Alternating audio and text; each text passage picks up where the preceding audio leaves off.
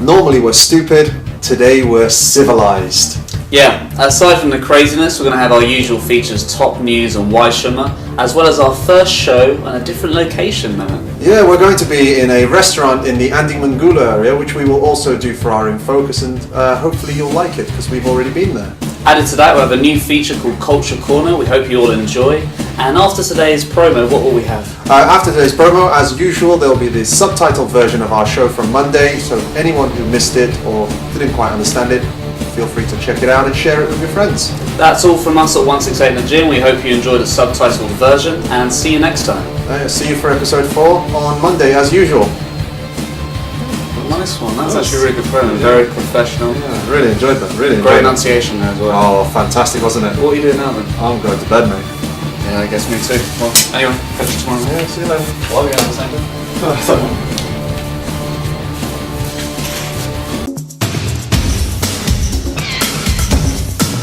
Hello and welcome to the third episode of 168 in the Jing with me, Ryan Herlihy. And me, Mehmet Dogan. Last week, a number of our followers asked, why is Xi Jinping referred to as Xi Dada? Mehmet? Well, I actually went out and checked with a few of the locals, see if they knew, and this is what they said. Because he's respected. 因为大大在我们中国是对人的一种尊称嘛。Dada in Chinese means the boss. We all respect President Xi, so we call him Xi Dada, means the boss of the whole China. I don't know, Dada, it's like art, something related to art. Dadaism, maybe you know that, I don't know. I've heard about this. Because he's big and his name's Xi. 是因为就是我们把在各种领域的比较厉害的人，就比如说贴吧也叫什么大大呀，或者是各种的叫大大。Okay, I have no idea at all. I guess I'm European and probably that's just like here a local thing. So in Europe I have never heard about it. Dada is a kind of some place called Bazaar Dada. Well, basically, he is from Shanxi, and in that province, there is a colloquial term referred to as Dada, which is given to older generation, usually your father or uncle, and it's a sense of closeness, respect, and also family. So there you go, that's why it's called Xi Dada. Well, I'm glad that myth's been uncovered. So last week we previewed Xi Jinping's visit to the UK. He's now completed that. And what did he do during his visit, Mehmet? He went to Buckingham Palace, he had a banquet, he went to the summit in London, he went to Manchester City, took a selfie with, well... Sergio Aguero. Aguero of all people, great thing. I'm not a huge fan of selfies, so, you know, that part kind of riled me a little bit, but he got to meet the man himself, Sergio Aguero. One thing that's quite interesting is a lot of people said that the UK have been trying to do whatever they can to cater to the Chinese delegates, to the Chinese delegation, and to impress Xi. Do you think that they have? I don't know what anyone else thinks, but me personally, I think they've gone over the top a little bit. In what way? In every way. For example, red everywhere, which is respectful, and it's a good sign actually. Quite subtle as well. It's almost subliminal if they see that each place. Maybe it's subliminal, but I think it's just so obvious. I saw some people on certain websites, for example, I think on Weibo, I read that a few of the people from China themselves referred to it as kind of painful to see that Britain had gone too much over the top, and I kind of agree. Well, I saw that the UK has now become the second in line of recipients for Chinese investment, so that's very important for the UK, for their economy, so you can see why they would do that. Well, yes, I can see it, but I think there are better ways of doing it. I think there are better ways of doing it in the terms that you don't have to go too far over the top. Personally, I think Chairman Xi, when he went to Britain, already wanted to invest. And impressing your hosts is good. Mm-hmm. But you have to make them feel special, but not... I mean, brown-nosing them is completely wrong. I suppose brown-nosing is quite a harsh term for it. But I think with the UK, if they want to ensure that the economy can be strong, investment from China is obviously going to benefit them. Of course, yeah, without a doubt, and I think this deal is better for China than it is for Britain. China has done a fantastic job, absolutely fantastic job. They've shown that they can do this kind of thing not only within China itself, but all over the world. in different areas in Africa, in parts of Asia, and in parts of Europe as well. Well, one thing that we touched upon last show was about human rights. It's a very sensitive issue, and the ambassador warned the UK about bringing this up. Yeah. Was it raised?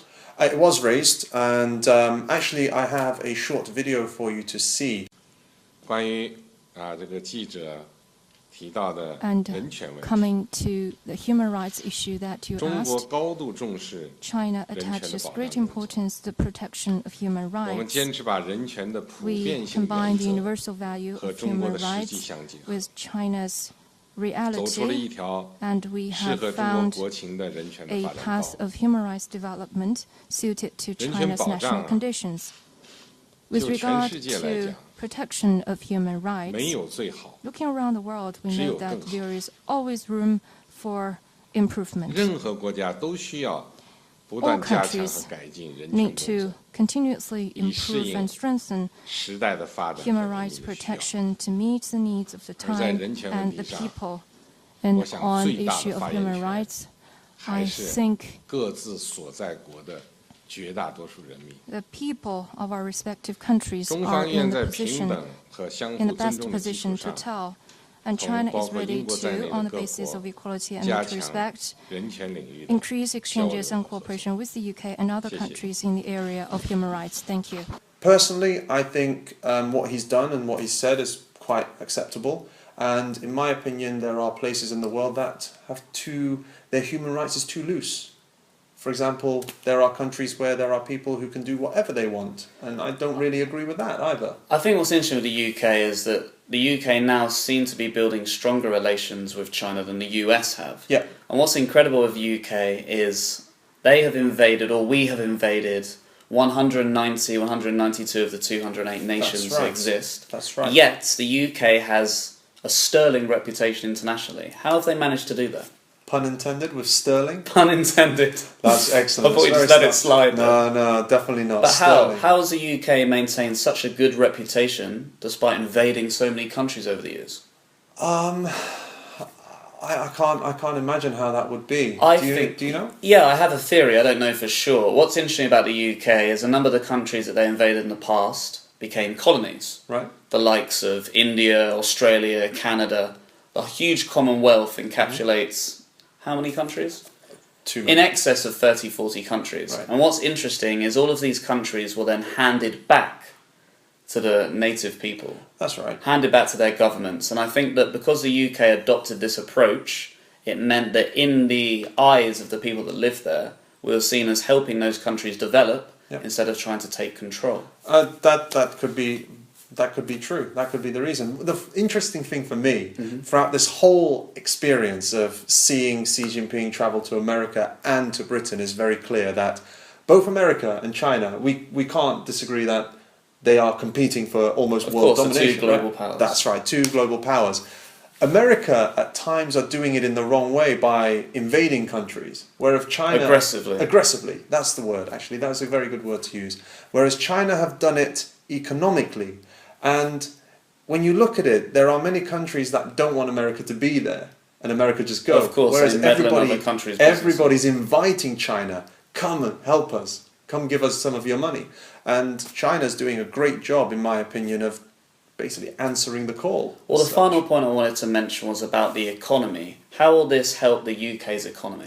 Well, there's one of the key agreements was for Hinkley Power Plant, where there will be a new nuclear power plant. Tongue twister. Wow, got that out. A new nuclear power plant. And basically this power plant will create 25,000 jobs for the locals, and it will power 6 million homes. 6 million 6 million homes in the UK.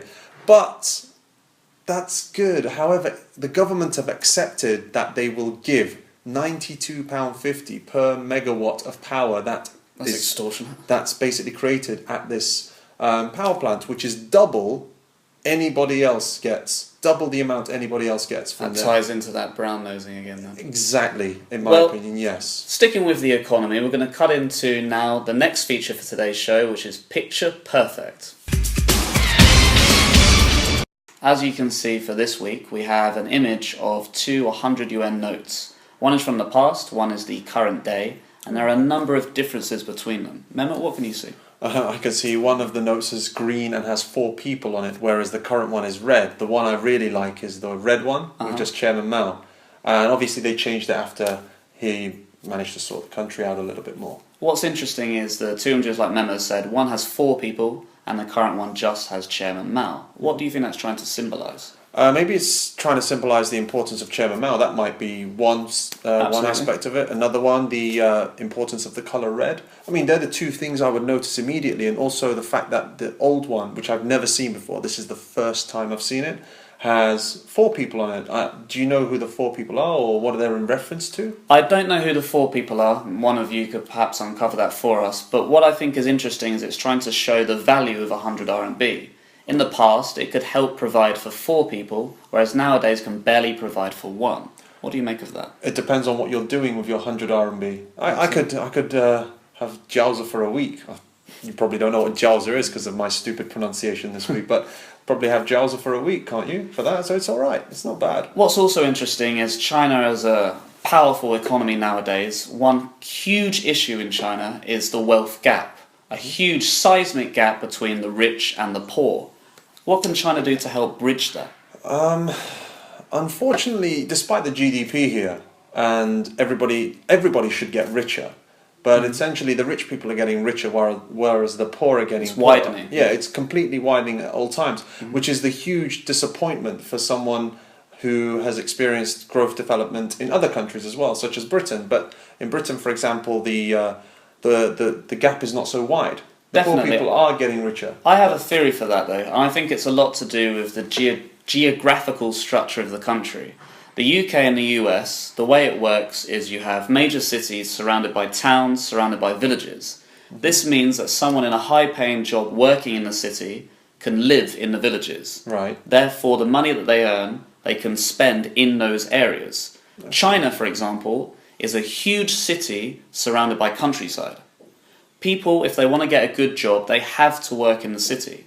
So spreading that wealth is very different. And very difficult, sorry. So, in the countryside is a completely different world to the city. That's true, but there is a problem with spreading the wealth from the city. For example, if you developed many cities in China, I think part of the reason is, I heard this from one of my friends a long, long time ago, and I've never forgotten it. Okay. He said that if China was to develop other cities, in the potential of war, for example, if China was to be attacked, they could possibly, if one big city is damaged, they could potentially get through it with the kind of money that it might cost. However, if many cities are developed and they all get attacked, it might cost too much money and they can't get out of it. It depends what the priority is, because I think if they have these second, third level tiers, third tier cities in China, talking about provincial capitals or larger cities in other provinces, if the opportunities are there to get the jobs, and I think the economy can spread, it won't alleviate the problem, but it will help bridge the gap somewhat. Yeah, somewhat, but never enough to really satisfy people, will it? I think one of the key things is,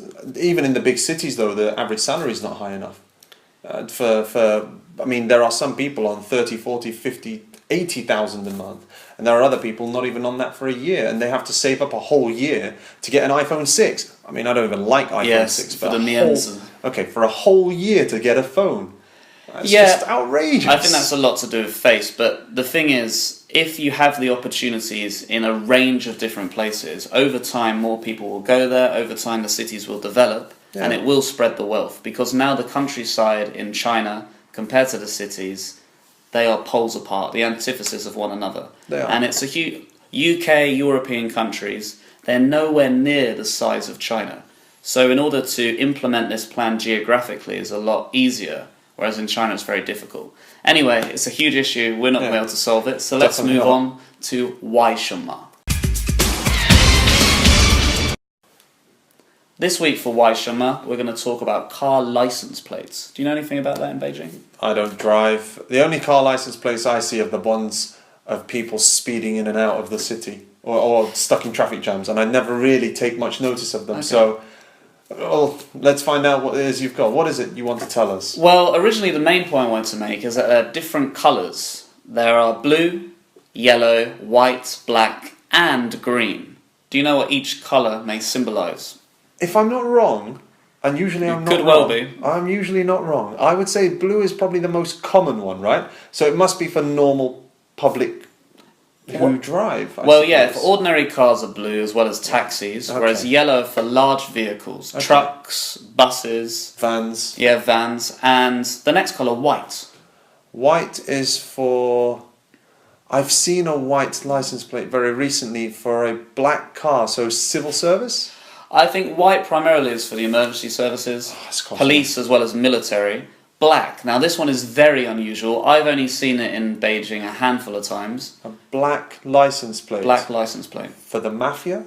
That's a great guess, but not right. Actually, it's for the embassy.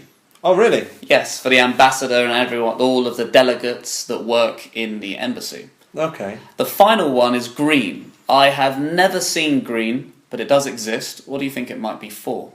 I was thinking paramedic. It can't be paramedic. I don't think they have them here, from what I've heard. If they do, I think they'd still be classified as white. Possibly. So green... Because ambulance, police car. Okay, so green is for... It does exist. Really? Yeah, it does. And have you seen one?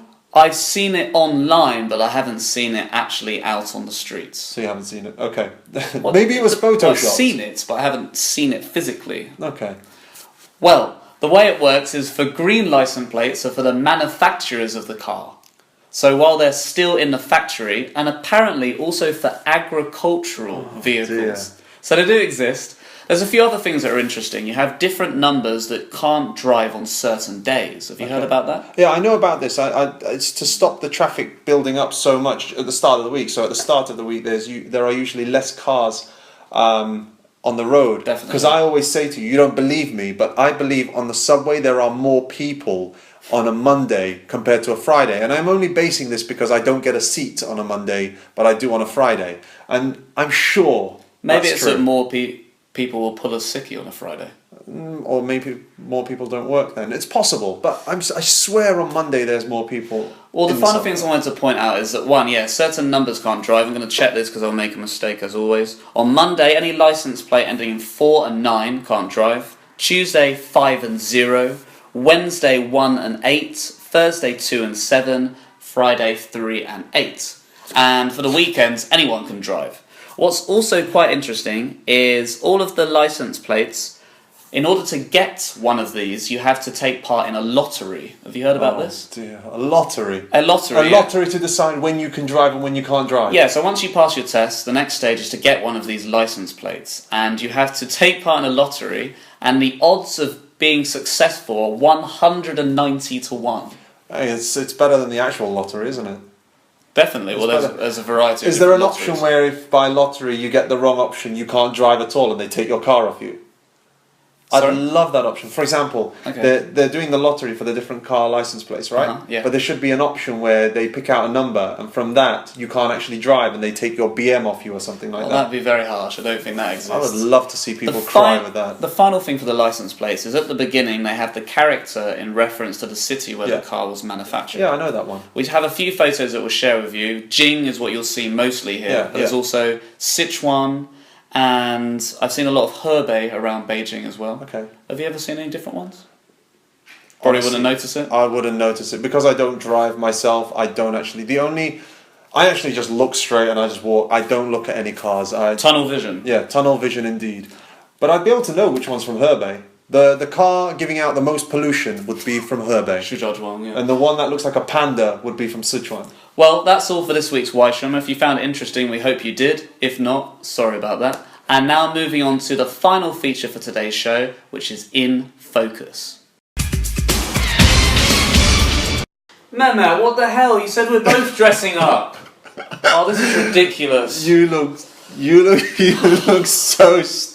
This is ridiculous. You said we were going to dress up. I'm not This week is dressing up. Halloween. We're both dressing up. I'm not dressing Put up. on your costume. I'm Mehmet. not dressing up. Mehmet, you said you would. Look at you. Well, look at me.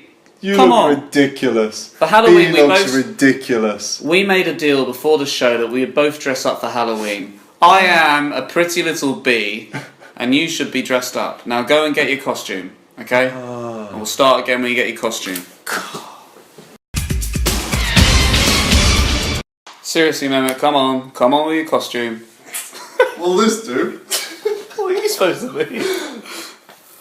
Bring your handcuffs. Where are your handcuffs? I don't know where my handcuffs are. There you go. I don't know, am I supposed to be a convict or black and white Wally? I don't know what I'm supposed I'm the convict chef. Come on, honey, let's begin. Anyway, for this week's In Focus, we thought we'd dress up because Halloween's on the horizon. And what have we got planned for everyone?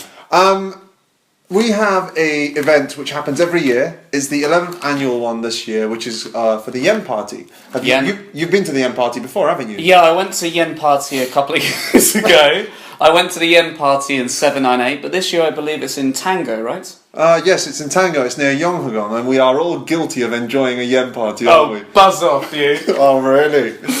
Where is it? So what's the plan this year? What's their theme? They are doing... You would fit right in with this theme. They are doing a fetish theme, where you have to dress up in kinky little outfits, and you look great in that. Oh my god, it's so cold as well. And what are the prices for the Yen Party? I believe it's 400 RMB to enter, but what they're doing this year, which is different to any other year, is that they're having it on 2 different days. Normally it's just one day, but because there's so many people who want to go, this year they're doing it on the 30th and the 31st. Oh, multi-day event. Yeah. Yeah, what I can say about Yen Party, it's a great way to meet people actually. They have a mixture of Chinese and foreigners going to the Yen Party. And Tango's a great location, I've been there before. Huge club, great music, great DJs. So if you want to spend Halloween this year at the Yen Party, I'd say that's the best choice. Yeah, and in terms of the DJs, they are bringing international DJs there and the best local ones as well. So it would be... But ideal way to celebrate Halloween this year. Anyway, that's all for this week's show of 168 The Jing. Hope you enjoyed it. We put a lot of effort into it and also shamed ourselves in front of thousands of people, so that's fantastic. Anything you want to add, Mehmet? To be honest, that's about it, right? There's nothing really else we have to say. That's true. That's all from the 3rd episode of 168 The Jing, and see you next time. Take care.